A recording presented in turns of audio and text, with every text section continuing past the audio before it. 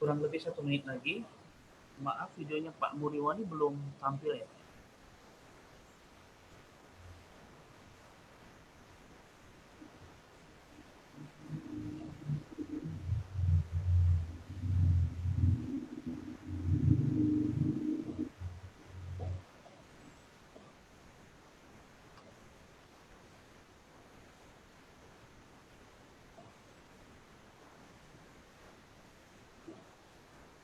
Pak Muriwali sudah bisa Ya, menyalakan videonya, sudah jam ya, 10.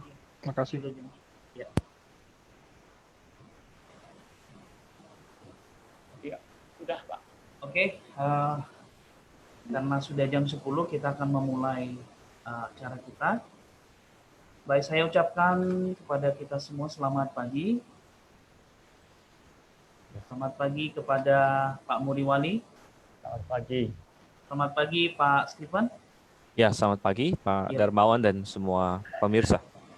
Ya, saya juga mengucapkan selamat pagi kepada pemirsa semuanya. Ya, walaupun belum ada yang bergabung ya. Ya, baru 1 orang, tapi tidak apa-apa. Oke, sebelum kita masuk pada pemaparannya langsung, saya terlebih dahulu mengundang kita untuk berdoa. Kita bersatu dalam doa.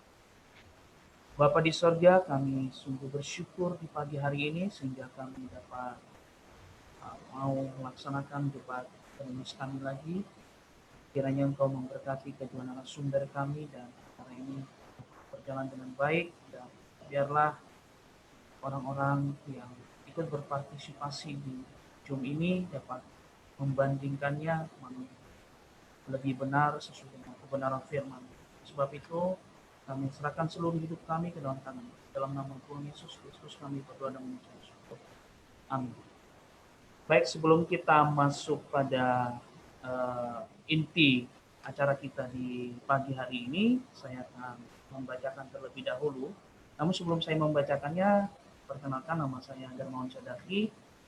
Saya sebagai moderator di pagi hari ini di acara kita ya, yang dimana kita akan mendiskusikan mengenai limited atonement di pagi hari ini, karena total depravity dan unconditional election sudah kita bahas. Baik, saya akan membacakan aturan debat kita di pagi hari ini. Yang pertama, perkenalan 1 menit ini kita skip saja, dan kemudian yang kedua pemaparan materi 7 menit masing-masing narasumber. Kemudian setelah itu kita masuk pada sesi saling menyangga ya, atau mempertajam argumen selama 3 menit masing-masing, dan ini berlangsung 6 kali ya.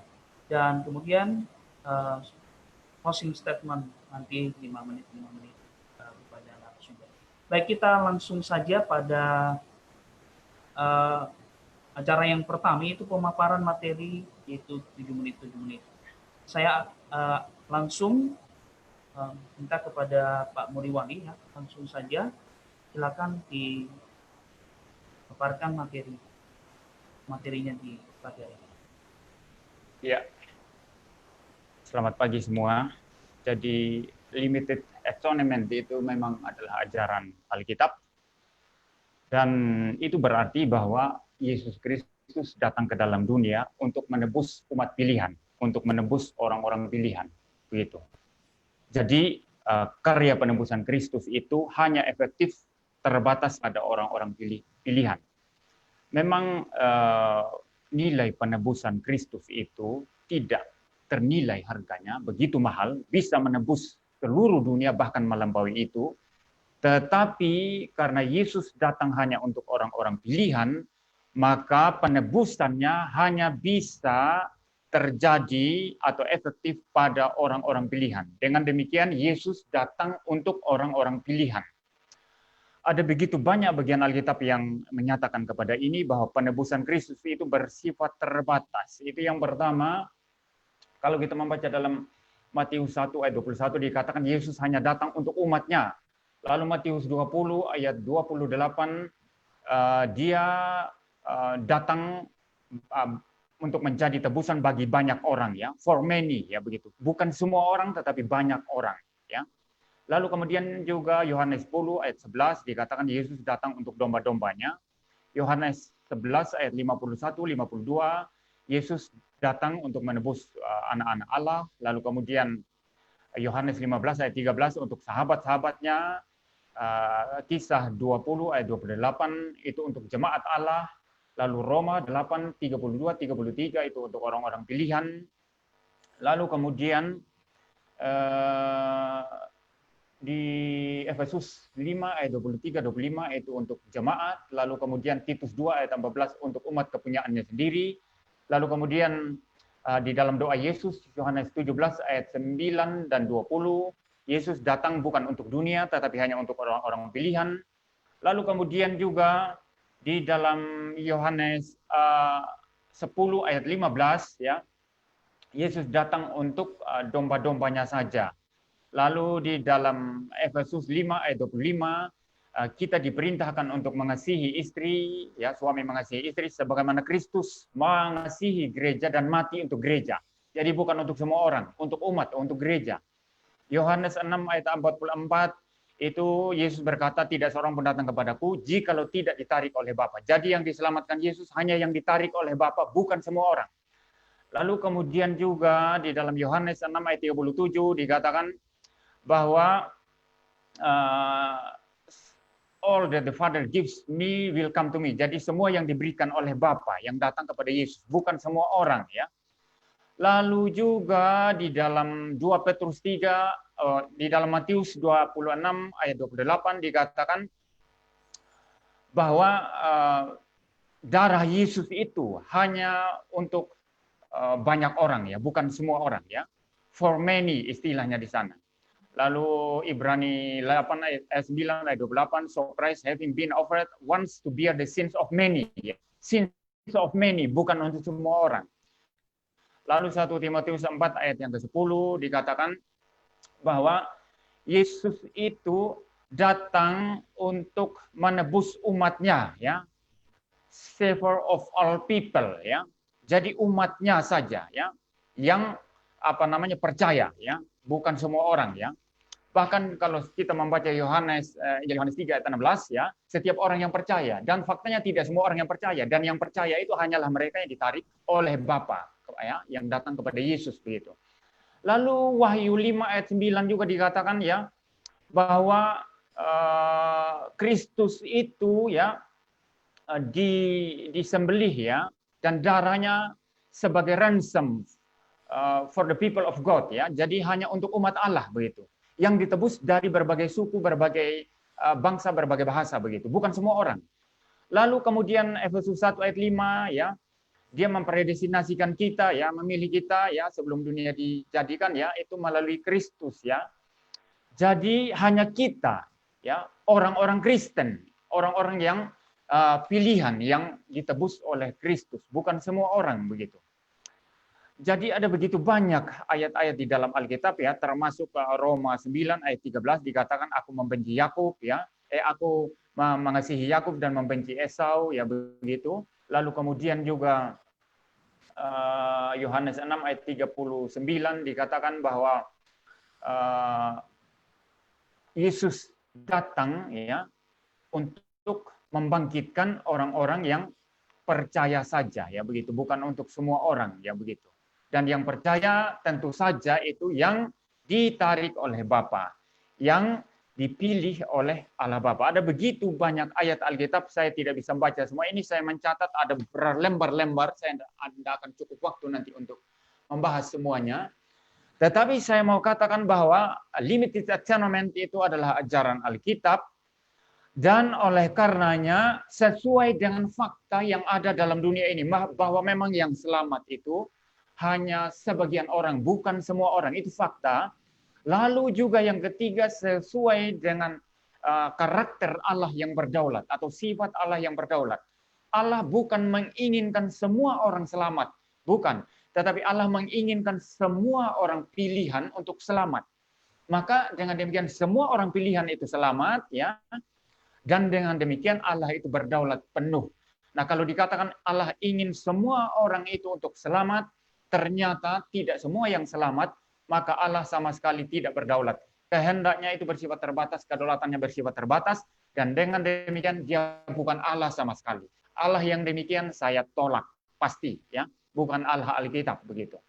Maka di dalam pembicaraan kita pada pagi hari ini, ya, yang perlu diselesaikan oleh Pak Stephen Liao sekarang itu adalah bagaimana dengan begitu banyak ayat yang saya baca tadi, bahkan tidak semua saya bacakan karena terlampau banyak, ya.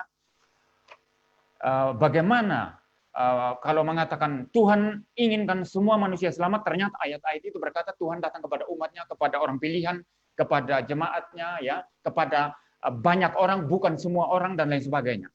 Ini pertama. Yang kedua, bagaimana dengan fakta banyak orang tidak diselamatkan? Hanya sebagian orang yang percaya, dan sebagian sampai mati mereka tidak percaya. Ya. Bagaimana dengan fakta ini? Kalau Tuhan inginkan mereka semua selamat, ternyata banyak orang tidak selamat. Bagaimana dengan fakta ini? Ketiga, bagaimana dengan karakter kedaulatan Allah, ya, sifat Allah yang berdaulat, ya. Bagaimana dia menginginkan semua selamat, ternyata tidak semuanya selamat, maka dia sama sekali tidak berdaulat di sini. Ini yang harus diselesaikan hari ini, dan saya tidak mau keluar dari sini. Saya akan terus memperdebatkan ini. Kalau bisa mempertanggungjawabkan, maka teori saudara itu teori yang biblikal dan juga rasional. Tapi kalau tidak bisa dipertahankan, tidak bisa dibela, maka saudara harus ikut saya menjadi Calvinis, ya. Saudara ikut saya. Waktunya habis. Ya, silakan. Ya, sudah selesai. Sebentar, sebelum saya mulai, tadi kok timernya hilang ya? Timernya hilang, ya, betul. Ya, itu dia. Makanya saya perkirakan, ya. Iya. Timernya masih hidup, Pak. Masih hidup. Tidak boleh dihilangkan. Ya, mungkin masalah teknis ya. Jadi, selain timer di situ, mungkin saudara moderator bisa ada timer sendiri juga ya? Saya sudah siapkan, Pak. Okay. Kalau bisa ya, timer dari moderator bisa ditunjukkan kepada saya. Saya tidak bisa lihat nanti. Ya, sekarang sudah ada. Ya. Sekarang sudah. Oke, baik. siap. Baik, Oke, ya. silakan Pak Stephen. Oke, baik. Oke, jadi kita hari ini membahas poin L, yaitu limited atonement. Dan poin L adalah poin tengah di dalam tulip. Ini adalah poin yang memang dipegang oleh Calvinis, walaupun ada sebagian Calvinis yang menolak limited atonement. Tetapi Calvinis yang konsisten akan memegang limited atonement. Dan Pak Muriwali mengatakan dia berpegang kepada limited atonement. Mengapa saya katakan Calvinis yang konsisten pasti memegang limited atonement? Karena limited atonement adalah buah mata rantai dari pemikiran semua Calvinis yang lain, begitu. Jadi artinya poin limited atonement mengalir mulai dari determinisme, kemudian unconditional election, mengalir sampai kepada limited atonement.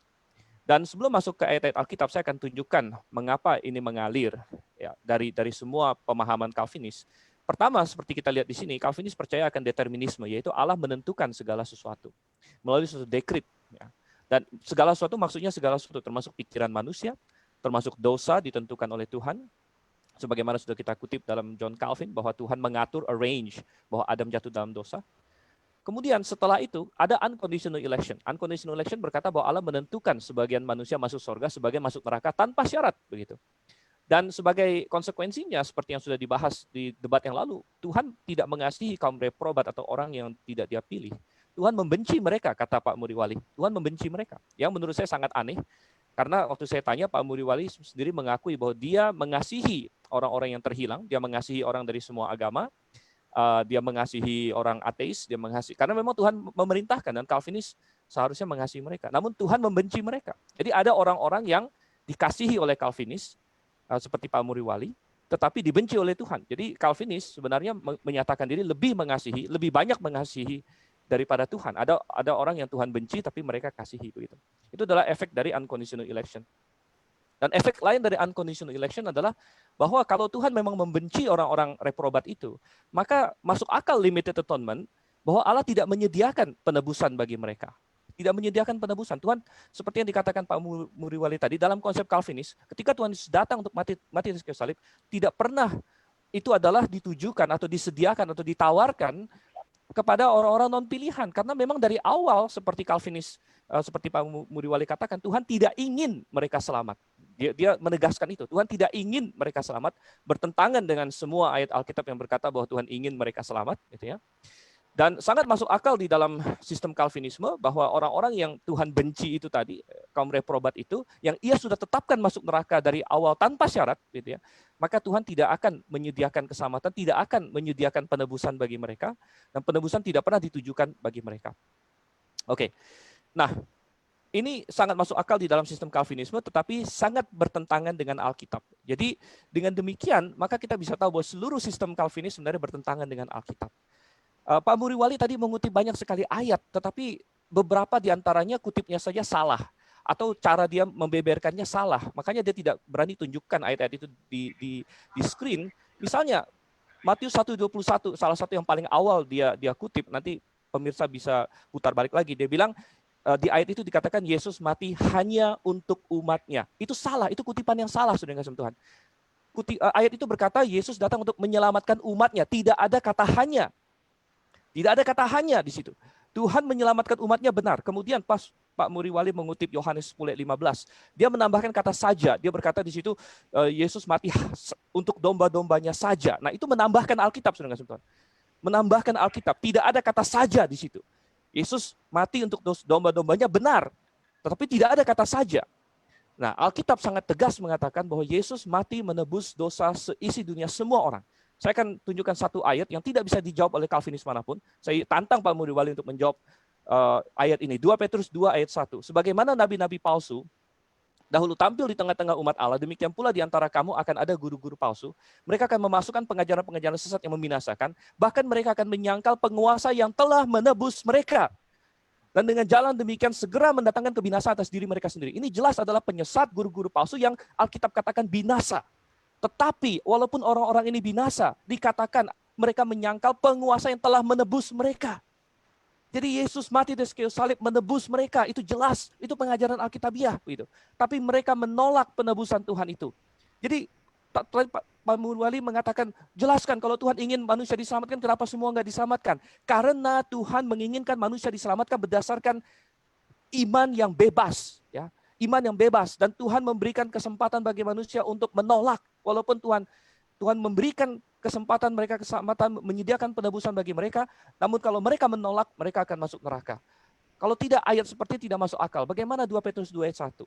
Semua ayat yang berkata Yesus mati untuk Israel, untuk gereja, itu benar, tapi kan tidak ada kata hanya di situ. Ya, dan ditambahkan dengan ayat lain, 1 Yohanes 2 ayat 2. Dia adalah pendamaian untuk segala dosa kita, dan bukan untuk dosa kita saja, tapi juga untuk dosa seluruh dunia. Nah, Calvinis akan lari sana-sini berkata dunia itu dunia orang pilihan. Itu sangat tidak masuk akal, saudara. Dan itu keluar dari konteks. Kata dunia di dalam Alkitab tidak pernah dipakai untuk mengacu kepada orang pilihan. Kata dunia di dalam Johannine literature selalu mengacu kepada dunia yang melawan Tuhan. Bahkan dalam pasal yang sama, 1 Yohanes 2 dikatakan janganlah kita mengasihi dunia dan segala yang ada di dalamnya. Tetapi Yesus dikatakan mati bukan hanya untuk dosa kita saja, kita ini adalah orang-orang percaya, saudara. Tapi juga untuk dosa seluruh dunia, sangat jelas sekali. Jadi membaca Alkitab itu tidak boleh separuh. Anda kutip separuh Alkitab, Anda abaikan yang lain, jadinya sesat seperti Calvinis. Tapi kalau kita melihat semuanya, maka kita melihat bahwa Tuhan mati untuk semua manusia. 1 Timotius 2 ayat 5-6. Yesus Kristus katanya, saya katakan, telah menyerahkan dirinya sebagai tebusan bagi semua manusia. Semua manusia. Jadi percuma Anda, kalau berdasarkan logikanya Pak Muriwali, kalau dikatakan begini, Paulus berkata, Yesus telah mati untuk aku. Berarti cuma untuk Paulus dong? Kan tidak. Ya. Karena Paulus tidak berkata hanya untuk saya. Melainkan Paulus berkata, untuk aku benar. Gitu. Ada ayat lain bilang untuk semua. Maka kesimpulannya apa? Ya untuk semua. Semua itu kan termasuk Paulus. Semua itu termasuk banyak juga. Tadi dikutip ayat yang banyak. Benar banyak. Ya, banyak, semua itu bisa banyak, saudara kasih Tuhan. 1 Timotius 4 ayat 10. Itulah sebabnya kita berjerih payah dan berjuang karena kita menaruh pengharapan kita kepada Allah yang hidup juru selamat semua manusia, terutama mereka yang percaya. Jadi semua manusia sini dikontraskan dengan mereka yang percaya, berarti semua manusia lebih dari yang percaya, berarti semua manusia adalah semua manusia. Oke. Pada saat ini kita masuk pada sesi saling menyangga ya, 3 menit. Baik, saya langsung saja serahkan kepada Pak Muriwali. Ya. Jadi saya tidak mau melebar kemana-mana. Ini Pak Stephen kan sifatnya mau melebar kemana-mana. Saya tidak mau ya. Jadi Saya tadi bukan mengutip ayat, tapi saya memberikan prinsip ayat-ayat yang saya bacakan. Kalau saya baca satu-satu, hanya 2-3 ayat yang saya bisa baca dalam waktu begitu singkat ya. Jadi keliru Anda kalau bilang saya itu mengutip ayat. Saya mengatakan Yesus datang untuk domba-dombanya. Berarti itu apa? Hanya untuk domba-dombanya saja. Itu perkataan saya. Kesimpulan saya atas pembacaan itu. Yesus datang untuk umatnya. Betul. Yesus datang untuk banyak orang. Betul. Tetapi itu hanya untuk orang-orang pilihan saja. Begitu ya Pak Stephen ya. Ya, jadi keliru Anda kalau saya mengatakan saya kutip Alkitab tadi. Saya menyatakan prinsip-prinsip Alkitab di mana saya kutip begitu banyak, saya rujuk begitu banyak ayat tadi. Itu yang pertama. Lalu yang kedua, istilah dunia ya. Istilah dunia apa masalahnya? Memang orang-orang pilihan itu tinggal di dalam dunia. Ya, semua tinggal dalam dunia. Berarti Yesus mengasihi dunia. Yesus mengasihi dunia di mana di dalamnya ada orang-orang pilihan. Yesus mengasihi orang-orang pilihannya yang tinggal di dalam dunia. Apa problemnya? Ya. Lalu yang berikut sekarang masalah istilah semua. Ya. Semua orang. Semua orang. Kalau Anda berkata semua orang di seluruh dunia, maka ini menabrak ayat-ayat yang mengatakan Yesus datang hanya kepada umatnya, hanya kepada domba-dombanya. Lalu yang kedua, bagaimana fakta di dunia ini ada banyak orang tidak diselamatkan? Anda mesti jawab ini. Saya kejar ini sekarang. Saya tidak mau lari kemana-mana. Ya. Lalu yang ketiga, bagaimana dengan sifat kedaulatan Allah? Kalau Tuhan inginkan semua selamat, ternyata tidak semua selamat. Ya. Maka Allah yang Anda percaya itu Allah yang tidak berdaulat. Ini Allah yang sangat tidak berdaulat. Itu yang Anda percaya, begitu ya. Jadi Anda mencoba membawa narasi ini ke lari sana-sana, tidak. Saya mau fokus ini sekarang. Sampai habis debat ini saya fokus ini. Anda mesti selesai problem ini. Kalau tidak, sistem teologi Anda itu tidak dapat dipercaya, tidak dapat disandari, tidak layak untuk diajarkan. Lalu tadi saya singgung sedikit mengenai istilah determinisme. Anda fitnah di sini, Pak. Calvin tidak pernah merujuk kepada determinisme. Apa itu determinisme? Sesuatu yang ditetapkan oleh sesuatu yang non-pribadi, non-personal, impersonal. Begitu. Terjadi begitu saja. Itu determinisme. Dan di dalam filsafat, determinisme itu punya filsafat naturalisme. Belajar filsafat Pak Stephen. Ya. Lalu Calvin dari mana? Predestinasi itu ada Allah yang berdaulat, yang berpribadi, yang menetapkan. Itu predestinasi. Predestinasi bukan determinisme. Kita bawa ahli filsafat setelah ini, coba tanya, apa predestinasi itu determinisme? Determinisme itu adalah pengajaran filsafat naturalisme. Lihat kamus Bapak Stephen. Ya, saya agak ketat sekarang ini, saya tidak mau lari kemana-mana. Saya bicara sampai sini. Oke. Terima kasih Pak Muriwali. Baik, langsung Pak Stephen, silakan. Tadi Pak Muriwali bilang mau ketat, tapi tidak ada satupun dari ayat saya yang dia sentuh. Tidak ada satupun. Dan kemudian dia berkata bahwa dia tidak mengutip ayat, tetapi itu kesimpulan dia sendiri. Itulah bahayanya tidak mengutip ayat, Pak. Saya mengutip ayat, ayatnya saya tunjukkan di screen supaya jelas. Sedangkan Bapak memberikan kesimpulan pemikiran Bapak sendiri kalau begitu. Kembali sekali lagi Bapak menambahkan kata hanya, kata saja kepada ayat-ayat itu yang Bapak akui tidak ada dalam ayat itu, tetapi merupakan buah kesimpulan Bapak sendiri, gitu.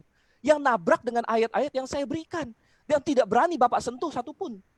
Ya, saya sudah berkata, kalau misalnya Alkitab berkata Yesus mati untuk Paulus, benar nggak? Benar, amin. Tapi kan tidak dikatakan hanya untuk Paulus.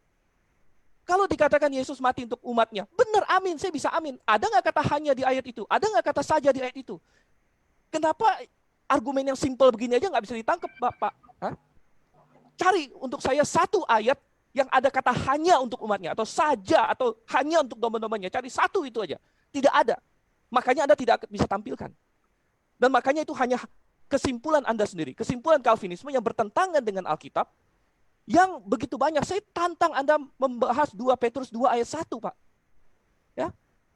Mereka yang menyangkal penguasa yang telah menebus mereka, dan dengan jalan demikian segera mendatangkan kebinasaan atas diri mereka sendiri. Saya tahu Bapak tidak mau membahas masalah kasih Allah karena Bapak tidak akan bisa menjelaskannya. Kalau Tuhan mengasihi orang-orang reprobat, maka Dia akan memberikan jalan keselamatan bagi mereka yang mereka tolak. Gitu. Namun karena Tuhan berkata Dia mengasihi, sedangkan Calvinis mengatakan Tuhan membenci kaum reprobat, yang Tuhan perintahkan kepada kita untuk mengasihi semua manusia. Ya. Kembali lagi, ini adalah serangan terhadap karakter Tuhan. Ini adalah serangan terhadap karakter Tuhan. Mengenai determinisme, waduh, Bapak Muriwali harus membuka wawasan kalau begitu. Ada begitu banyak buku Calvinis yang mengakui determinisme. Itu disebut divine determinism. Determinisme bukan hanya terbatas kepada naturalistik, tetapi mereka menyebutnya divine determinism. Artinya Allah yang sudah menetapkan. Determinisme ada beberapa jenis memang. Ada yang naturalistik, ateistik. Tapi ada yang disebut divine determinism. Artinya Tuhan yang menentukan segala sesuatu. Silakan dicek. Dan kemudian kita melihat di sini lagi. Bahwa selalu ditekankan. Kalau misalnya Tuhan ingin semua selamat, kenapa tidak semua selamat? Wah, Tuhan seolah tidak berdaulat. Saya tanya kalau begitu. Pak Muriwali tentu pernah berdosa. Kan saya juga pernah. Kita semua orang berdosa. Pak Muriwali pernah berdosa. Tuhan ingin Pak Muriwali berdosa nggak? Gitu. Saya tanya, Tuhan ingin Pak Muriwali berdosa atau tidak? Begitu. Kalau Tuhan tidak ingin Pak Muriwali berdosa, tapi Pak Muriwali berdosa, berarti Tuhannya tidak berdaulat. Begitu. Ya. Baik, langsung saja saya serahkan kepada Pak Muriwali. Ya, yang pertama ya, ini istilah determinisme tadi ini Pak Stefan ini lari ke sana kemari. Tadi dia tidak sebut, setelah saya sebut naturalisme baru dia singgung kan. Ini kan sebetulnya mau memfitnah ini begitu ya. Jadi sengaja tidak memberikan semua informasi tapi kutip sedikit-sedikit. Determinisme yang dipercaya oleh Calvinisme itu sebetulnya bukan determinisme. Itu saya tolak itu. Itu bisa ditolak teori itu. Predestinasi itu berasal dari Allah yang hidup, yang berpribadi, yang menentukan, bukan determinisme. Ya, bukan determinisme. Lalu yang berikut sekarang mengenai itu tadi ya. Saya katakan Yesus datang untuk umatnya. Untuk orang pilihan, untuk gereja. Berarti hanya untuk gereja saja kan? Itu kesimpulan logis dari pembacaan itu. Maka saya mau tanya sekarang, jawab ini nanti. Coba saya tanya. Apa yang dimaksud umatnya? Apakah semua orang di seluruh dunia? Semua orang tanpa kecuali? Itu maksudnya. Kalau Anda percaya bahwa umatnya itu adalah orang percaya, orang yang ditebus, orang pilihan, berarti hanya umatnya saja. Apa yang Anda protes dari kata saja? Memang hanya untuk umatnya saja. Ya. Lalu yang berikut sekarang mengenai 2 Petrus 2 ayat 1 ya. 2 Petrus 2 ayat 1 dikatakan di sana, sebagaimana nabi-nabi palsu dahulu tampil di tengah-tengah umat Allah, demikian pula di antara kamu ada guru-guru palsu. Nah, ini bicara tentang guru-guru palsu ya, yang memasukkan pengajaran-pengajaran sesat ya, yang membinasakan, yang menyangkal penguasa yang telah menebus mereka, begitu ya. Dan dengan jalan demikian mendatangkan kebinasaan atas diri mereka. Jadi ayat ini jelas mengajarkan tentang nabi-nabi palsu yang mengajar ya, sehingga itu menyangkal keberadaan Tuhan kan begitu. Dan siapa yang percaya kepada pengajaran nabi-nabi palsu ini pasti binasa. Dan kalau mereka binasa, mereka bukan orang pilihan. Lalu apa problem ayat itu? Ya, guru-guru palsu ya, orang-orang yang menerima pengajaran sesat yang tidak sesungguhnya, maka kalau mereka menolak itu, menerima ajaran sesat dan menolak Kristus sebagai penguasa, sebagai juru selamat, mereka binasa. Mereka masuk ke dalam orang bukan pilihan, orang reprobat. Lalu apa masalah ayat itu? Tak ada hubungannya dengan limited atonement begitu. Jadi Anda menggunakan ayat ini untuk menyerang, tetapi saya kira itu tidak masuk ya serangan Anda. Lalu yang paling terakhir sekarang mengenai ayat-ayat yang Anda kutip tadi. Istilah dunia saya sudah berkata, istilah semua saya sudah katakan. Itu maksudnya orang-orang pilihan, semua orang-orang pilihan. Anda buka ayat apa saja yang berbicara tentang umat, tentang gereja, tentang dunia, ya, itu bicara orang-orang pilihan. Karena begitu besar kasih Allah akan dunia ini. Dunia apa? Dunia yang ada orang-orang pilihan di dalamnya. Tuhan mau menyelamatkan orang-orang pilihan, bukan semua orang. Dan itu sebabnya sesuai dengan fakta dan sesuai dengan natur Allah yang berdaulat. Baik, Anda mesti fokus di sini, fokus di sini. Waktu habis, Pak.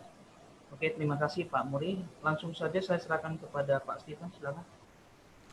Baik. Susah ya, tidak ada obat kalau misalnya orang memang sudah kekeh pada pendiriannya sehingga apa yang sudah jelas di depan mata malah dilanggar begitu. Tadi Pak Muriwali membahas 2 Petrus 2 ayat 1, membaca sebagian, namun tidak membaca intinya gitu. Lalu dia bilang ini bicara mengenai guru-guru palsu yang menyangkal penguasa mereka dan akan binasa. Jadi dia bilang apa masalahnya? Apa masalahnya? Masalahnya Pak Muriwali adalah di ayat ini dikatakan menyangkal penguasa mereka yang telah menebus mereka. Itu bagian yang Bapak tidak baca tadi. Dan itu yang menjadi masalah bagi limited atonement, Pak. Begitu. Saya heran ayatnya sudah di depan mata, tapi masalah utama, poin utamanya malah dilompatin gitu, tidak dibahas sama sekali. Lalu tanya masalahnya di mana? Masalahnya adalah ini adalah orang-orang yang binasa, seperti Bapak akui tadi. Ini orang yang binasa, ini nabi-nabi palsu, tapi ayat Alkitab dengan jelas, dengan tegas mengatakan bahwa Tuhan Yesus, penguasa yang mereka sangkal itu telah menebus mereka. Gitu. Bapak lari dari ayat ini, katanya mau fokus gitu. Silakan, penguasa yang telah menembus mereka, mereka ini adalah orang-orang yang Bapak akui binasa begitu. Ini adalah kaum reprobat begitu. Saya tantang Calvinis manapun untuk menjelaskan ayat ini. Oke? Belum lagi kita bicara yang lain, belum lagi kita bicara yang selalu dihindari dari tadi bahwa oke lah, memang saya tahu pasti dihindari karena tidak bisa menjawab bahwa Calvinis lebih mengasihi dari Allah mereka. Calvinis lebih mengasihi dari Allah mereka karena dia mengasihi orang reprobat, karena Tuhan perintahkan kita mengasihi semua manusia, ya, tetapi Tuhan sendiri tidak mengasihi mereka. Saya tidak bisa percaya Allah yang demikian. Allah saya Allah yang maha kasih, masa kalah kasih dari saya begitu? Itu aneh, bin ajaib. Nah, mengenai kedaulatan Allah, tadi saya tanya Pak Muriwali pernah berdosa? Saya yakin pernah, pasti. Saya juga pernah berdosa, bukan saya mau menyudutkan Pak Muriwali. Pak Muriwali pernah berdosa. Apakah Tuhan ingin Pak Muriwali berdosa? Nah, dari jawaban di situ ketahuan. Kalau Tuhan ingin Pak Muriwali berdosa, berarti Allah apa yang ingin manusia berdosa? Kalau Allah tidak ingin Pak Muriwali berdosa, di mana letak kedaulatan Allah? Tuhan tidak ingin Pak Muriwali berdosa, tapi Pak Muriwali berdosa. Ayo, di mana kedaulatan Allah di situ? Jawabannya gimana? Itu bisa menjawab kenapa Tuhan ingin semua diselamatkan, tapi tidak semua diselamatkan. Sama jawabannya itu sebenarnya. Di situ. Jadi sangat jelas saudara yang kasih dalam Tuhan. Belum lagi ayat-ayat yang lain. Ini baru satu ayat. 1 Yohanes 2 ayat 2. Untuk dosa seluruh dunia. Tadi Pak Muriel berkata dunia selalu dalam Alkitab mengacu pada orang pilihan. Salah total, Pak. Silakan dicek di dalam literatur Johannine segala macam, dunia mengacu terutama 1 Yohanes. Kosmos di situ mengacu kepada dunia yang menentang Tuhan. Di dalam 1 Yohanes 2 ayat 2 masih pasal yang sama. Ayatnya yang ke-15 dikatakan di situ bahwa janganlah mengasihi dunia. Pak Firman, waktunya habis. Oke, baik, silakan. Baik, Pak Muriwali, silakan. Ya, mengenai 2 Petrus 2 ayat 1 tadi ya. Jadi orang-orang nabi palsu ini memang mereka itu adalah orang-orang yang binasa ya. Tetapi mereka masuk di dalam kalangan orang percaya. Itu sebabnya mereka bisa mengajar. Sama seperti guru palsu bisa berdiri di mimbar gereja dan mereka bisa mengajar. Mereka bisa mengajar apa? Yesus Tuhan dan Juru Selamat. Mereka kelihatan seperti percaya. Mereka kelihatan seperti orang-orang yang mencintai Alkitab, mencintai Tuhan. Ternyata tidak, itu faktanya. Maka bisa mereka mengajar dan dengan demikian mereka menyangkal Yesus sebagai penguasa di mana menurut pandangan mereka padahal sesungguhnya tidak, bahwa Yesus itu juru selamat padahal sesungguhnya tidak, ya. Jadi menyangkal penguasa Yesus juru selamat menurut pandangan mereka yang palsu. Seperti itu, Anda mesti lihat dari perspektif itu. Kalau tidak, benturan dengan begitu banyak ayat Alkitab nanti. Lalu sekarang mengenai ingin berdosa, ya. Anda kurang tuntas memahami Calvinisme. Anda katakan pengajar Calvinisme di sekolah Anda tapi tidak tuntas. Manusia berdosa itu masuk dalam dekret Allah. Waktu saya berbuat dosa itu keinginan saya sendiri, ya, kemauan saya sendiri. Tetapi semua itu tidak keluar dari dekret Allah dan ketetapan Allah. Jadi itu sudah sesuai dekret Allah apa yang Anda tanyakan. Jadi baik pemilihan maupun saya berdosa, baik orang yang percaya itu yang limited ya, jangan saya berbuat dosa, semua sudah masuk dalam dekret Allah. Cuma waktu saya berbuat dosa, saya yang bertanggung jawab atas dosa saya, bukan Tuhan. Sudah terjawab ini. Anda katanya tuntas memahami Calvinisme, tapi tidak paham tentang Calvinisme. Ya. Lalu sekarang mengenai Calvinisme lebih mengasihi. Anda ini mau larikan topik debat hari ini. Sudah selesai yang lalu. Ya. Saya berkata Tuhan mengasihi orang-orang pilihan. Kalau dia membenci para reprobat, dia membenci berdasarkan dosa-dosa mereka. Itu sudah jelas ya. Jadi saya tidak mau lagi dengar topik ini karena ini bagi saya pelarian isu ya. Kita fokus kepada topik ini tadi. Anda belum jawab. Bagaimana Tuhan Anda bisa berdaulat? Lalu bagaimana dengan fakta bahwa tidak semua orang diselamatkan? Ini tidak mungkin Anda jawab. Tidak mungkin Anda jawab ya. Tidak mungkin Anda bisa jawab. Pertanyaan saya yang terakhir tadi belum juga dijawab. Maksudnya umatnya apa? Semua orang atau apa? Kalau hanya gereja orang percaya berarti umatnya saja. Betul kan kata saya? Apakah maksudnya semua orang? Ini harus dijawab nanti. Apakah maksudnya semua orang? Jadi umat gereja, orang percaya, apa maksudnya seluruh dunia semua orang begitu? Jawab ini dulu. Ya, saya bicara sampai di sini. Saya tanya Pak Muriwali, nabi-nabi palsu itu ditebus oleh Tuhan Yesus atau tidak? Tidak ditebus pada prinsipnya, tapi mereka mengajar. Mereka Tidak mengajar. ditebus ya, tidak ditebus. Dengar dulu. Mereka mengajar bahwa Yesus juru selamat. Menurut ajaran mereka, Yesus juru selamat. Dan ayat ini mengikuti perspektif pikiran mereka yang mengatakan Yesus juru selamat. Seperti itu. Padahal mereka tidak selamat. Seperti itu. Jadi clear, jelas argumentasi saya.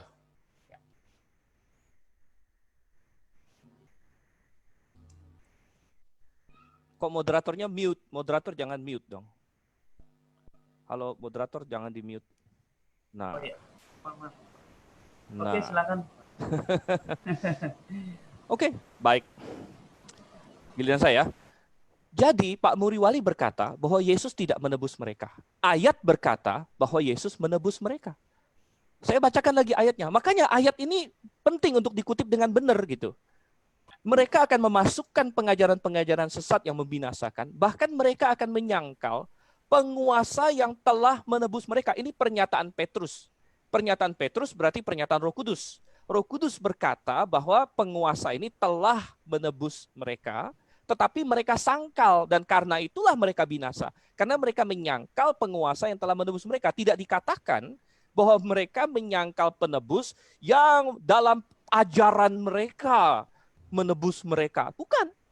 Ayat berkata bahwa mereka menyangkal penguasa yang telah menebus mereka. Inilah permasalahan Calvinis. Calvinis menambahkan banyak hal ke dalam firman Tuhan yang tidak ada di situ untuk lari dari konsekuensi doktrin mereka begitu.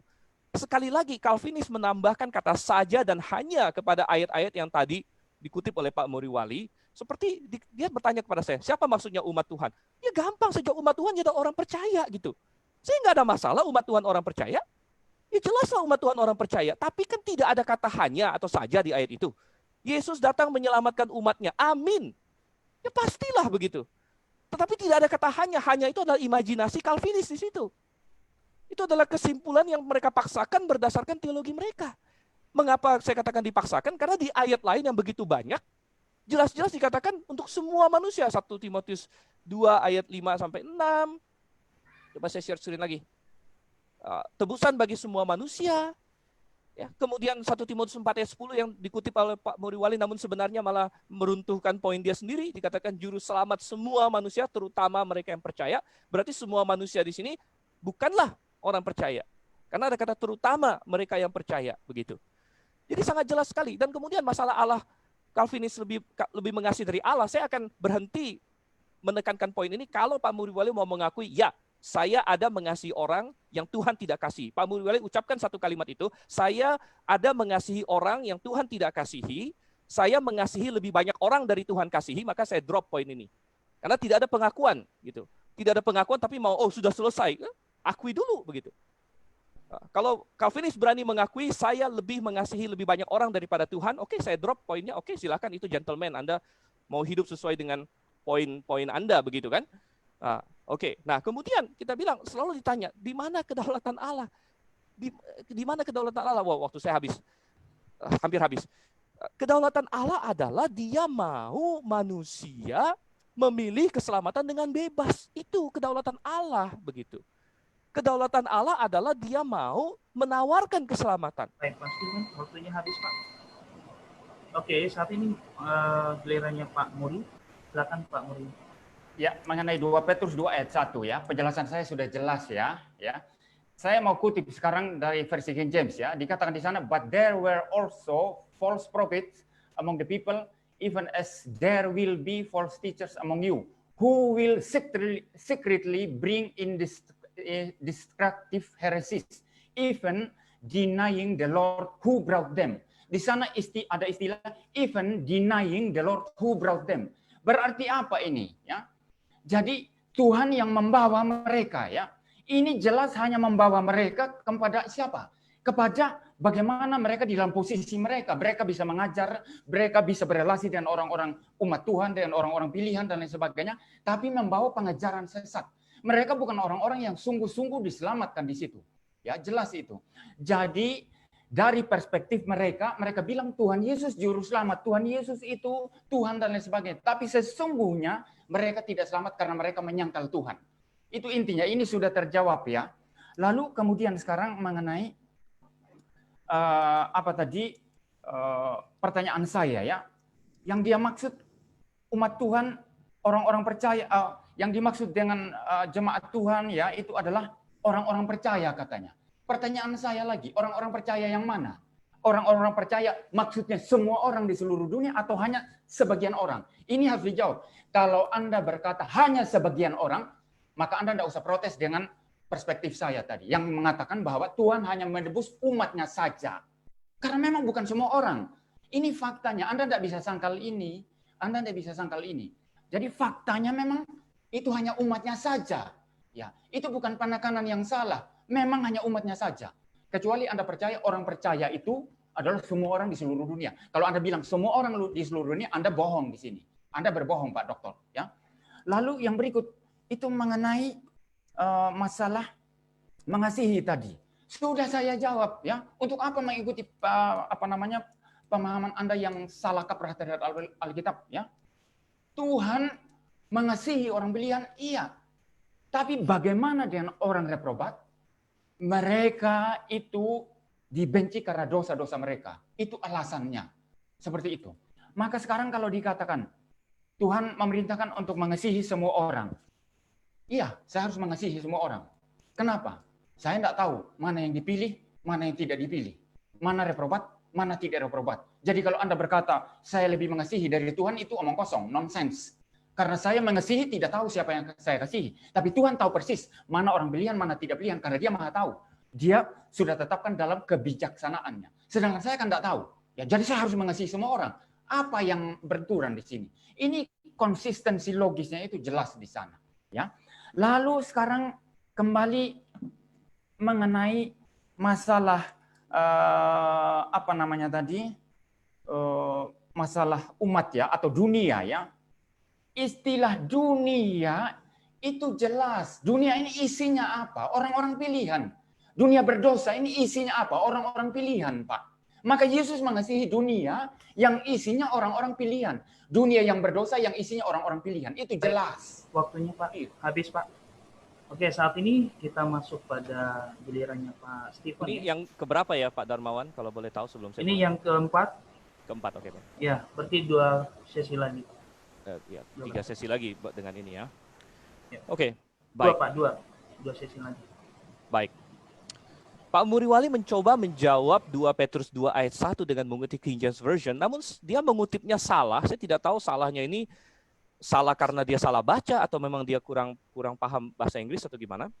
Dia bilang, even denying the Lord that brought them. Dia bilang, dia salah baca di situ.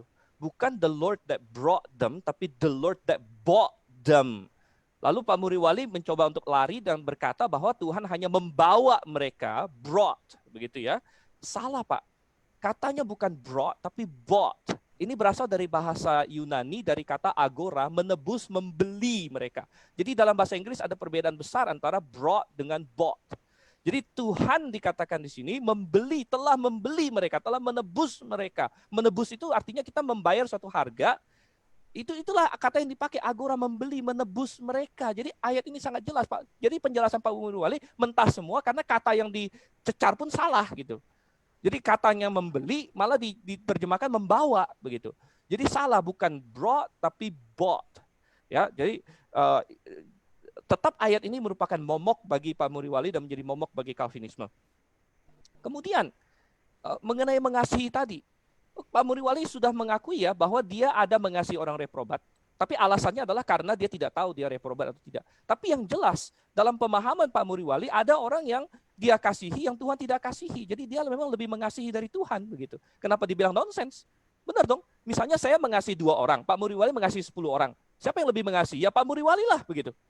Kalau saya mengasihi 1 orang, Pak Pak Muriwali mengasihi 100 orang, ya Pak Muriwali lebih mengasihi. Jadi kalau Pak Muriwali mengasihi semua orang karena nggak tahu itu reprobat atau tidak reprobat, ya berarti sedangkan Tuhan sudah tahu yang mana dan dia tidak mengasihi yang reprobat, ya Pak Muriwali lebih mengasihi daripada Tuhan begitu, lebih banyak mengasihi. Itu sangat jelas sekali kenapa dikatakan nonsens begitu. Dan saya tidak bisa percaya Tuhan yang demikian. Dan di dalam Alkitab jelas sekali, masih ingat di Injil ada satu orang muda kaya yang datang kepada Yesus tanya, "Guru, apa yang harus aku lakukan untuk mendapatkan hidup yang kekal?" Lalu Tuhan Yesus ngomong, akhirnya murid orang muda kaya itu pergi dari Yesus dan dikatakan bahwa Yesus mengasihi dia. Padahal dia orang yang tidak bertobat. Yesus mengasihi dia, Jesus love him, gitu ya. Kemudian kalau kita lihat lagi ya, di dalam saya share lagi ya. Katanya dunia, Yesus mengasihi dunia, katanya dunia isinya orang pilihan. Pak, benar, dunia isi orang pilihan plus orang non pilihan, itu namanya dunia, Pak. Kalau dunia cuma isinya orang pilihan, nggak ada, belum ada dunia seperti itu. Dunia itu di mana-mana isinya orang pilihan plus orang non pilihan, begitu. Jadi itulah namanya dunia. Maksud Bapak hidup di dunia yang seperti apa? Apakah dunia Bapak itu cuma orang pilihan isinya? Kan dunia kan isinya orang pilihan plus orang non pilihan. Itu yang dikasih oleh Tuhan dan yang disediakan penebusan oleh Tuhan Yesus, begitu. Aduh, semuanya bisa dibantah, cuman waktunya habis. Baik, untuk untuk memperjelas masih ada 2 kali lagi lah untuk menyangga ya, 2 kali lagi pasti, beberapa kali lagi Pak Muri. Dan jadi ini nomor 5 ya, ini nomor 5 ya. Ya, sekarang nomor 5. Baik, langsung kepada Pak Muri, silakan. Ya, baik. Itu saya akui tadi saya terlalu cepat membaca, jadi saya membaca Braut tadi ya, padahal Baut di sana ya. Ya, jadi ini saya akui, ini saya keliru karena terlalu cepat membaca ya. Pak Stephen juga pernah itu dengan sengaja, mungkin mempunyai motivasi apa atau memang salah menerjemahkan kata-kata Calvin at his own pleasure ya, ke dalam senang begitu ya. Padahal dia pernah debat dengan Pak Budi Asali, dia terjemahkan dengan benar. Saya ada buktinya ya. Dia berkata apa? At his own pleasure itu kerelaan kehendaknya, katanya begitu. Saya ada buktinya, Pak, begitu. Anda memutar kemarin itu apa mau membohongi saya atau apa, saya tidak tahu motivasinya ya. Tapi saya di sini saya akui saya keliru. Anda belum pernah mengakui Anda salah, Anda keliru ya. Masalah terjemahan itu. Saya ini akui salah karena terlalu cepat ya. Tetapi perspektifnya sama saja. Ini menurut nabi-nabi palsu itu, Yesus itu juru selamat, Tuhan. Kami selamat, kata mereka. Padahal sesungguhnya tidak. Dan Petrus menulis itu menurut perspektif itu. Jadi nabi palsu ini ngajar Injil apa segala macam keselamatan dalam Yesus. Ternyata mereka itu nabi palsu. Dan tidak pernah selamat begitu. Saya sudah berulang-ulang menjelaskan ini, tapi Anda memang kan tidak mau paham kan begitu ya. Tidak mau memahami ya, karena mau ngotot saja itu tentang pemahaman Anda sendiri kan begitu. Lalu sekarang mengenai Tuhan lebih mengasihi. Keliru Anda. Sekarang saya ajukan fakta sekarang ya. Tuhan tahu semua orang pilihan. Bermiliar-miliar dari zaman Adam sampai Yesus datang kembali. Dia tahu semua. Ya, dia mengasihi bermiliar-miliar. Lah saya ini berhubungan dengan berapa banyak orang, Pak? Berapa puluh juta orang. Saya tidak bisa berrelasi dengan berjuta-juta orang atau 1 miliar orang. Paling hanya berapa ribu orang, Pak. Jadi saya menyatakan kasih hanya kepada beribu orang. Itu pun ya kita masih memilih-milih ya. Anda pun memilih kalau mengasihi ya begitu. Maka di sini ya artinya apa? Tuhan lebih banyak mengasihi. Maka teori Anda tadi yang mengatakan Calvinisme lebih mengasihi daripada Tuhan itu nonsens itu, absurd itu, mustahil itu. Tuhan mengasihi jauh lebih banyak orang pilihan daripada orang Calvinis mempraktekkan kasih di dunia yang hanya beberapa ribu orang. Anda mesti bantah ini ya. Jadi Anda tidak usah bikin teori yang kemudian mencoba menyudutkan saya, ternyata teori Anda palsu begitu, Pak. Lalu sekarang yang berikut itu mengenai apa tadi ya? Mengenai dunia. Ini sudah berulang-ulang saya katakan. Dunia jelas dunia berdosa, ada orang durhaka di dalamnya. Ada orang reprobat, ada orang pilihan. Tetapi kalau Alkitab berkata, karena begitu besar kasih Allah akan dunia ini sehingga ia mengaruniakan anaknya yang tunggal, itu merujuk kepada dunia di mana ada orang-orang pilihan di dalamnya. Memang dunia ada orang-orang reprobat, ada orang durhaka. Tetapi ada orang pilihan, maka Yesus mengasihi dunia. Yesus datang kepada orang-orang pilihan di dalam dunia. Dan ini konsisten dan seluruh ayat-ayat Alkitab yang saya bacakan. Baik, terima kasih Pak Muri. Saat ini gilirannya Pak Stephen. Baik, Ya, dengan demikian Pak Muriwali mengakui bahwa sebenarnya dia tidak bisa menyelesaikan 2 Petrus 2 ayat 1 tanpa menambahkan kata-kata kepada ayat ini begitu. Dia harus membaca ayat ini dengan tambahan kata-kata seperti semua yang Calvinis lakukan dengan ayat-ayat yang lain. Karena ayat ini dengan tegas berkata, bahkan mereka akan menyangkal penguasa yang telah menebus mereka. Penguasa yang telah menebus mereka. Jadi sebenarnya poin Petrus adalah penguasa sudah tebus mereka, malah mereka sangkal gitu. Itulah sebabnya mereka pantas untuk binasa. Sudah ditebus, malah disangkal. Itu poinnya. Ini bukan dari perspektif mereka. Ini Petrus yang tulis begitu. Dan ini konsisten dengan semua yang lain yang Calvinis, yang ayat-ayat Alkitab ajarkan bahwa Yesus mati untuk semua manusia. Ada begitu banyak ayat yang lain yang tidak disentuh. Ada 1 Timotius 4 ayat 10, ada 1 Timotius 2. Dan saya katakan semua ayat yang dibuka oleh Pak Muriwali, saya aminkan semua karena tidak ada kata hanya atau saja. Kata hanya atau saja ada dalam imajinasi Calvinis semata-mata. Ya, saya tidak mengakui saya menerjemahkan salah karena terjemahan saya memang tidak salah. At his own pleasure bisa banyak terjemahannya Pak. Kerelaan kehendak bisa, dengan kesenangan bisa, dengan sesukanya bisa. Saya ada membaca satu artikel orang yang mengkritik saya di situ dan saya sudah balas. Dia bilang mestinya diterjemahkan sesukanya Allah katanya. Sesuka dengan sesenang itu sama. Suka dengan senang itu sama, Pak. Anda buka KBBI, saya sudah cek. Kamus Besar Bahasa Indonesia, apa definisi suka? Senang, katanya. Jadi artinya, apakah Tuhan menetapkan sesuatu yang dia tidak senang gitu? Itu bisa jawab nggak? Apakah Tuhan menetapkan sesuatu yang dia benci? Saya benci ini, tapi saya menetapkannya, kan aneh gitu kan? Nah, oke. Jadi nggak ada masalah di situ. Kemudian kita melihat lagi. Kita melihat misalnya, ya, yang dari tadi belum dijawab misalnya. Ya.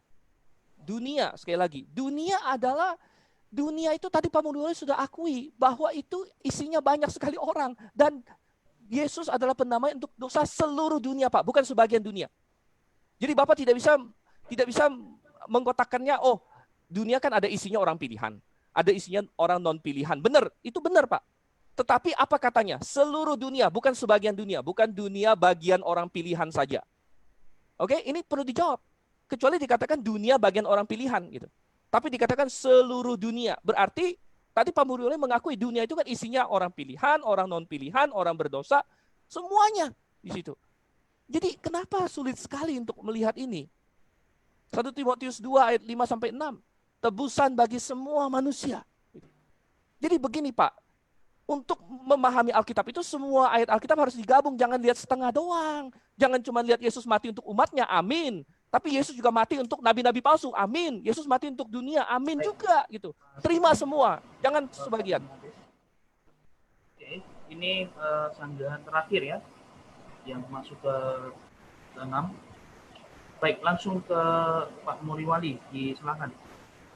Ya. Yang pertama-tama mungkin saya langsung mulai dari istilah dunia ya.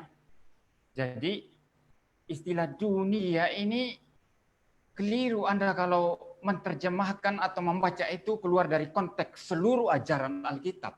Kalau melihat dari bagaimana Yesus datang untuk menebus umat pilihan dan umatnya, itu begitu banyak ayat yang Anda pun tidak bisa bantah dari tadi ya. Tidak pernah membuka satu ayat lalu membantah tadi dari semua ayat yang saya berikan. Itu berarti dunia itu merepresentasikan orang-orang pilihan.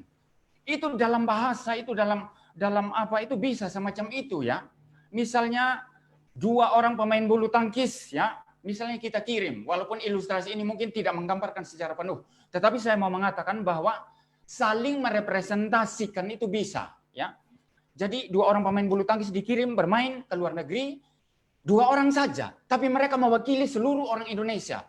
Ketika mereka kalah, ya, maka Indonesia kalah.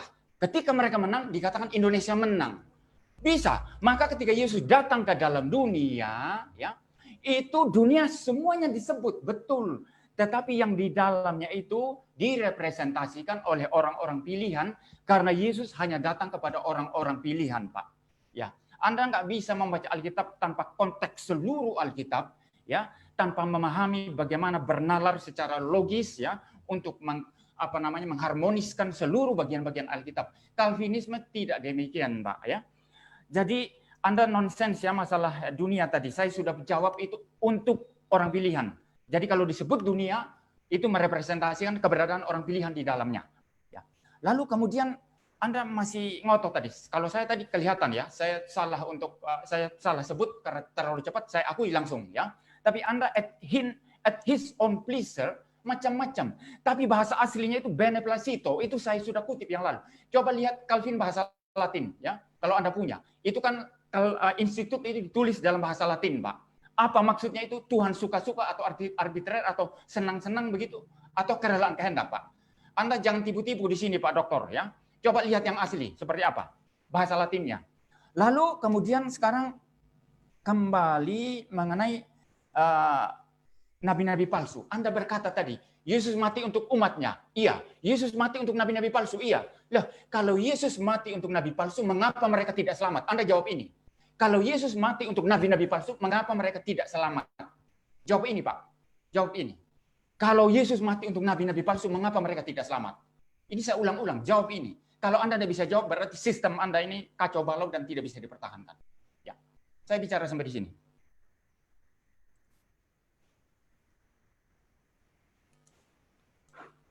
Moderator, tolong di-unmute. Pastikan, silakan. Oke, baik. Jawabannya sangat gampang, Pak. Orang yang baru diselamatkan saja bisa tahu, saya bingung Calvinisme tidak mengerti, dan Bapak seperti Bapak Muriwali tidak mengerti. Kalau Yesus mati untuk nabi-nabi palsu, mengapa mereka tidak selamat? Jawabannya sangat simpel, karena mereka menolak keselamatan yang Tuhan sediakan dan ditawarkan kepada mereka itu. Simple. Percaya maka kamu akan selamat, kalau kamu tidak percaya kamu tidak akan selamat. Begitu, jawabannya sangat-sangat simpel sekali. Dan ini yang hilang dalam sistem Calvinisme, karena dalam sistem Calvinisme tidak ada pilihan. There is no choice.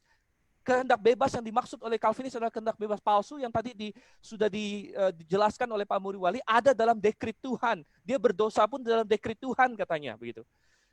Jadi Tuhan sudah tentukan itu dia tidak bisa tidak berdosa. Sudah ada dalam dekrit Tuhan. Jadi dalam Calvinisme tidak ada kehendak bebas yang sejati. Ya. Tidak ada pilihan yang sejati. Ya, kalau kamu sudah ditetapkan, ya udah kamu bakal percaya. Jadi mereka tidak bisa memahami sesuatu yang sangat simpel yang anak kecil bisa pahami. Kalau Yesus mati untuk orang ini, kenapa dia tidak selamat? Karena orang ini menolak tawaran keselamatan itu, menolak keselamatan itu. Itu simpel sekali begitu ya. Kemudian sedikit mengenai mengasihi tadi saya belum jawab. Jelas memang Calvinisme lebih mengasihi dari Allah begitu. Kalau mereka argumennya jadi begini, Allah kan mengasihi berjuta-juta bermilion-milion orang karena dari kekekalan sampai kekekalan. Kalau saya cuma tahu berapa ribu orang, ya benar. Tetapi secara relatif, kita manusia disuruh mengasihi semua yang kita ketahui. Semua yang kita ketahui, itu perintah Tuhan. Kasihlah semuanya. Musuh pun dikasihi mestinya. Ya, sedangkan Allah tidak mengasihi semuanya. Jadi jangan lihat angka absolutnya. Ya jelaslah Tuhan kan pribadi dari kekal-kekal, dia tentu tahu semua manusia. Kita cuma tahu berapa ribu katanya. Tapi persentasenya kita diharuskan oleh Tuhan mengasihi 100%. Tuhan mengasihi berapa persen? Berapa persen orang pilihan? Mungkin nggak nyampe 10%. Jadi Tuhan mengasihi 10%, Pak Muriwali disuruh mengasihi 100% yang Pak Muriwali ketahui. Bayangkan, saya tidak yakin bahwa Allah seperti itu. Allah saya adalah Allah yang maha kasih, sekaligus maha berdaulat. Saya tidak mengorbankan salah satunya demi yang lainnya lagi. Begitu. Nah, kita melihat di sini. Kemudian, ya, penguasa yang telah menebus mereka, ini dari tadi belum bisa dijawab. Ya. Dia hanya berkata bahwa kenapa kalau nabi palsu ditebus lalu ini, ya jawabannya karena mereka menolak. Seluruh dunia, ini bukan perwakilan Pak, ya. Karena ada kata seluruh dunia dan perwakilannya itu sudah ada di kata kita di situ. Jadi di 1 Yohanes 2 ayat 2 di sini, coba saya share screen lagi. 1 Yohanes 2 ayat 2 dikatakan, ia adalah pendamaian bukan untuk segala dosa kita dan bukan untuk dosa kita saja. Kita di situ sudah orang pilihan, kita di situ adalah orang percaya, tetapi juga untuk dosa seluruh dunia, begitu. Dosa seluruh dunia berarti lebih dari orang pilihan. Dan sekali lagi, bagaimana Yohanes menggunakan kosmos? Kosmos mengacu pada dunia yang melawan Tuhan. Oke. Dan ini sanggahan yang terakhir ya.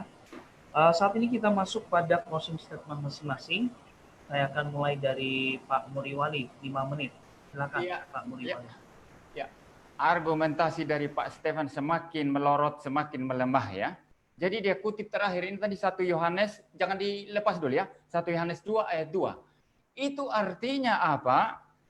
Yohanes, kata kita itu merujuk kepada Yohanes dan penerima suratnya itu jelas di sana. Anda baca Alkitab bagaimana sih? Ya, jadi kita dan untuk seluruh dunia artinya apa? Orang-orang yang tidak termasuk Yohanes dan penerima surat, termasuk kita berarti semua orang yang percaya berarti. Jadi Anda membaca Alkitab ini bagaimana sih Pak? Katanya kita orang pilihan, bukan di situ maksudnya apa? Dosa kita artinya Yohanes penulis dan orang-orang yang apa namanya menerima suratnya Pak.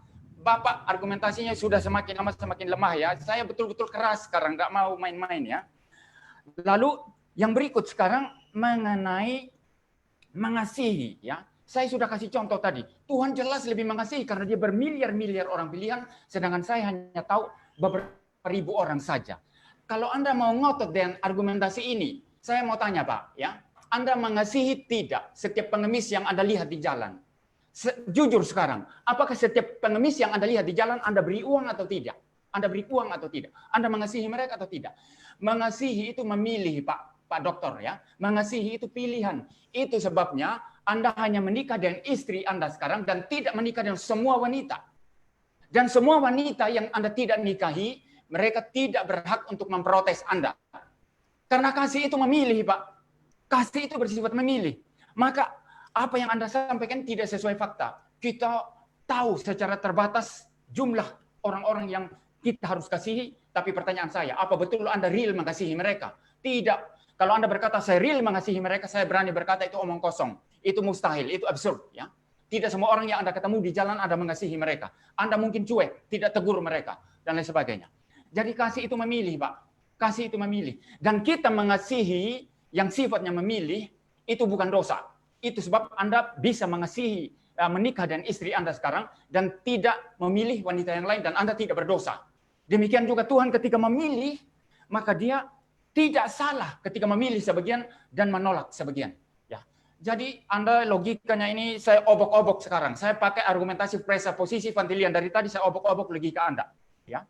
Lalu sekarang itu mengenai nabi-nabi, bukan nabi-nabi palsu ya. Itu sudah saya jelaskan ulang-ulang tadi. Ini yang terakhir mengenai Yesus mati untuk nabi-nabi palsu mungkin ya. Saya akan tegaskan itu lagi. Iya, karena mereka menolak, maka mereka tidak selamat. Loh, berarti yang menjadi supreme di sini adalah penolakan nabi-nabi palsu. Kasih Yesus yang mau menyelamatkan mereka itu takluk kepada apa namanya supremasi daripada penolakan. Maka ini Allah yang lemah, Allah yang lemah. Ini poin ini nanti kita akan lihat di irresistible grace nanti di poin berikutnya. Jadi Yesus mau selamatkan nabi palsu, tapi mereka tolak. Maka Yesus tidak berdaya. Yesus yang Anda percaya, Pak, adalah Yesus yang tidak berdaya. Dia mau menyelamatkan nabi-nabi palsu, tapi mereka tolak. Maka nabi palsu menang dalam kehendaknya untuk menolak, dan Yesus kalah dalam kehendaknya untuk menolong mereka, untuk menyelamatkan mereka. Allah yang Anda percaya, Allah yang lemah, Pak. Anda mesti jawab ini, ya. Anda mesti jawab ini. Lalu yang paling terakhir sekarang, tidak satupun ayat-ayat yang saya rujuk tadi yang dia buka untuk bedah, ya. Saya berani membedah satu ayat saja karena kita tidak ada waktu. Maklum tidak ada waktu cuma 1 jam. Kalau sepanjang hari bisa saja ya. Saya berani bedah itu 2 Petrus tadi. Tapi Anda tidak ada satu ayat pun yang Anda bedah tadi, perdebatkan dengan saya. Maka ini menunjukkan komitmen Anda terhadap ayat-ayat yang saya rujuk begitu banyak tadi itu tidak ada. Karena memang sebetulnya doktrin Anda akan ditelanjangi kalau kita membuka itu minimal 1 ayat saja. Pasti ditelanjangi begitu. Jadi by the way, saya boleh mengatakan dalam debat kali ini Anda hanya berputar-putar saja dan semua argumentasi Anda saya patahkan dan sama sekali tidak logis. Allah yang saya percaya adalah Allah yang He himself is the truth ya. Dia adalah kebenaran. Maka karena dia kebenaran, dia rasional, tidak bertentangan dengan akal sehat, tidak bertentangan dengan logika.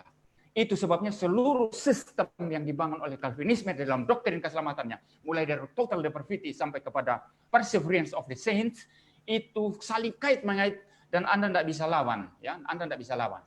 Seperti itu. Saya berbicara sampai di sini, ya, untuk poin apa namanya mengenai kehendak manusia yang menolak anugerah Tuhan. Kita akan ketemu di topik irresistible grace di dalam debat yang mendatang.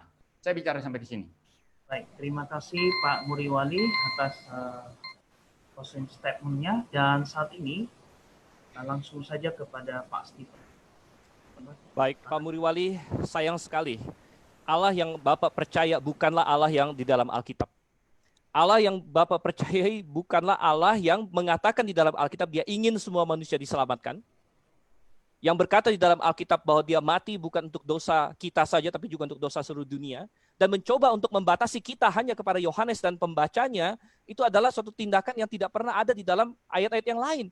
Kalau Anda membaca di dalam Alkitab kata kita semua di tempat yang lain, misalnya Paulus berkata bahwa kita sudah diselamatkan, Anda memasukkan diri Anda di dalam situ. Lagi pula di dalam 1 Yohanes 1 ayat 9, jika kita mengaku dosa kita, maka ia adalah setia dan adil. Di situ kan bukan hanya Yohanes dan pembacanya, termasuk semua orang percaya di seluruh dunia begitu. Ini adalah cara lari Calvinis yang saya sudah baca berulang kali, saya sudah temui berulang kali. Ini bukan pertama kali saya mendengar itu. Mereka selalu larinya bahwa kita di situ adalah itu cuma Yohanes dan para pembacanya saja. Tidak, ya. Tidak ada ayat lain di Alkitab yang diperlakukan seperti itu.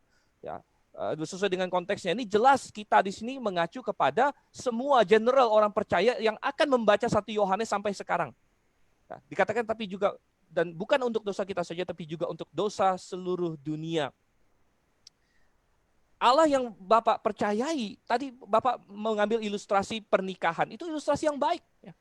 Katanya kita tidak bisa mengasihi semua orang, tidak semua orang bisa menjadi istri kita. Oke, itu kalau istri. Ya. Tetapi keselamatan kan tidak dibatasi kepada satu orang. Kalau istri dibatasin satu orang, Pak. Ya. Tapi keselamatan tidak dibatasi kepada satu orang. Lagi pula, kalau orang mau mengasihi, kalau Bapak mau mengasihi, saya tidak tahu Pak Muriwali sudah menikah atau tidak. Katakanlah sudah menikah. Kalau Bapak misalnya mau mengasihi seorang wanita sebagai istri, wanita itu dikasih pilihan untuk menolak atau tidak, Pak? Gitu. Hah? Dikasih pilihan untuk menolak atau tidak? Gitu. Atau Bapak paksa gitu. Wah, saya setel dia supaya saya mau mengasihi dia. Kalau saya tidak berhasil mengasihi dia, kalau dia bisa tolak saya, maka kasih saya gagal begitu. Pernikahan menggambarkan kasih Kristus kepada manusia. Makanya dalam pernikahan kasih itu bebas ditolak, bebas diterima. Dan di dalam Alkitab jelas Yesus mengatakan bahwa dia mengasihi. Ada seorang muda di Injil, dicatat dalam 3 Injil. Dia datang kepada Yesus, dia adalah orang muda kaya. Dia berkata, guru yang baik. Berdasarkan apa? Saya harus lakukan apa untuk mendapat hidup kekal? Yesus patahkan semua argumen dia. Lalu Yesus bilang, pergi, jual segala milikmu, segala macam. Dia tidak mau. Dikatakan Yesus mengasihi dia. Yesus mengasihi dia, jelas sekali di situ. Kemudian, dikatakan lagi bahwa nabi-nabi palsu lah segala macam, ya. Oh, tadi dikatakan saya tidak ada membuka satu ayat pun yang dia bahas karena tidak ada satu ayat pun yang dia bahas yang mengancam posisi saya begitu. Tidak ada satupun ayat yang dibacakan oleh Pak Muriwali yang mengancam posisi saya. Saya bisa katakan amin untuk setiap ayat itu. Tuhan menyelamatkan umatnya. Amin. Kan saya sudah katakan amin. Yang tidak amin adalah kalau menambahkan kata saja, kata hanya di situ. Nah, kecuali Pak Muriwali bisa tunjukkan satu ayat yang ada kata hanya atau sajanya. Nah, itu akan saya bedah. Kan tidak ada. Yesus menyelamatkan umatnya, ya aminlah. Kenapa perlu dibedah? Saya tinggal aminkan saja. Gitu. Yang perlu dibedah adalah justru ayat-ayat yang membantah limited atonement. Gitu. Yang mengatakan Yesus mati untuk semua. Makanya saya katakan, inti dari kesesatan, hampir semua kesesatan itu pasti ada sebagian ayat. Saksi Yehova, dia ada buka ayat yang mengatakan Yesus bukan Allah. Tetapi kalau dibandingkan dengan seluruh pengajaran Alkitab, kalau mau membuka semua ayatnya, ya ternyata jelas, oh Yesus Allah. Begitu. Jadi Calvinisme membuka ayat, Yesus mati untuk umatnya. Ya, saya bilang amin gitu. Tapi ada ayat lain bilang bahwa Yesus mati untuk semua. Bahwa ada nabi-nabi palsu yang menyangkal penguasa yang menebus mereka. Begitu. Nah, ayat-ayat ini dihilangkan, dipelintir, ditambah-tambahin kata-kata Calvinisme untuk membenarkan pola pikir Calvinis bahwa Allah membenci kaum reprobat, tidak menyediakan keselamatan bagi kaum reprobat, yang seharusnya ayat-ayat ini yang begitu banyak tentang semua, dan saya hanya baru kutip sekecil saja, sekelumit saja, seharusnya membangunkan mereka bahwa sistem mereka sudah salah dari akarnya. Sistem mereka sudah salah, sudah bobrok, sudah bangkrut, karena menggambarkan Allah secara salah, karena mengecilkan kasih Allah, ya, karena membuat Allah menjadi pribadi yang kalah dari manusia. Bayangkan, oke tadi ada dibilang, apakah saya mengasihi semua pengemis? Masalah saya mengasihi semua pengemis atau tidak, itu tidak relevan. Allah perintahkan saya mengasihi mereka. Kalau saya gagal, itu kegagalan saya. Tapi Tuhan suruh saya mengasihi semuanya. Jadi Tuhan suruh saya mengasihi orang yang dia benci, bayangkan. Itu adalah kebangkrutan Calvinisme. Baik. kasih Pak Stephen atas closing statement-nya.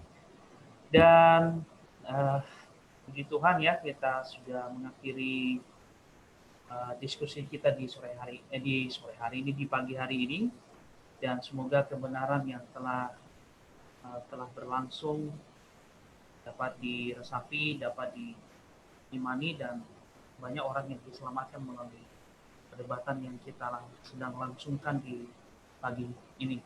Dan terima kasih kepada Pak Muriwali yang telah meluangkan waktunya, dan terima kasih juga kepada Pak Stephen yang telah meluangkan waktunya. Dan kepada Pak Muriwali ya, mungkin minggu depan giliran orang Bapak yang menjadi moderator ya, dan semoga minggu depan tidak ada halangan dan dapat berjalan lagi ya Pak ya. Oke, apakah ada yang Pak Stephen sampaikan ke Pak Muriwali sebelum kita mengakhiri, sebelum kita masuk pada akhir? Ya. Jadi saya tetap mengasihi Pak Muriwali walaupun saya berbeda pendapat dengan dia dalam masalah Calvinisme, tapi ya saya tetap mengasihi dia ya, dan sebagai ya, seorang Kristen begitu ya. Kalau Pak Muriwali silakan. Ya. Kalau saya mengasihi ya. Itu tidak ada hubungannya. Setiap orang yang saya kenal, yang saya tahu, saya mengasihi. Karena itu perintah Tuhan ya. Tetapi saya tidak tahu mana reprobat, mana tidak, itu bukan urusan saya, itu urusan Tuhan ya. Yang penting sebetulnya ini ya, tapi ini usulan saya pasti ditolak. Beberapa kali diusul pun Pak Stephen menolak ya untuk tambah jam. Sebetulnya lebih bagus ada sesi khusus, sesi kedua itu untuk langsung ini narasumber bertanya jawab tanpa dibatasi oleh waktu tanpa dibatasi oleh waktu dan moderator. Kecuali kalau melenceng baru kemudian moderator menginterupsi. Karena ini bagi saya ada pertanyaan-pertanyaan yang sebetulnya kita perlu terus untuk tanyakan sampai betul-betul lawan debat kita itu bisa tidak mempertahankan atau tidak bisa mempertahankan. Itu sebetulnya esensinya. Tapi beberapa kali saya mau usul untuk penambahan jam dan lain sebagainya, Pak Stephen selalu menolak. Betul. Jadi terserah saja, ini hanya usul saya. Kalau tidak diterima, ya kita lanjut seperti biasa. Setahu saya format ini pertama diajukan oleh Pak Muriwali ya. Jadi yang mengusulkan format ini 7 menit, 3 kali 6, ini pertama kali diajukan oleh pihak Pak Muriwali. Jadi saya setujui waktu itu, gitu ya. Hanya saja saya berpikir kalau kita ubah format di tengah-tengah itu agak aneh begitu. Kalau mau dari awal begitu kan. Karena kan sudah ada banyak sesi yang formatnya begini. Lalu kalau tiba-tiba di tengah diubah jadi aneh. Tapi enggak, ya kita bisa bicarakan gitu ya. Jadi tapi saya rasa cukuplah untuk hari ini gitu. Ya. Baik, sebelum kita mengakhiri, kita bersatu dalam doa. Bapa di surga, kami sungguh bersyukur di pagi hari ini atas penyertaan-Mu, sehingga kami dapat menyelesaikan diskusi kami di pagi hari ini, dan biarlah kiranya para pemirsa dapat menilai mana yang benar dan hidup dalam kebenaran tersebut. Terima kasih Bapak, dalam nama Yesus Kristus kami berdoa dan bersyukur. Amin. Baik, selamat pagi bagi kita semua. Maranatha.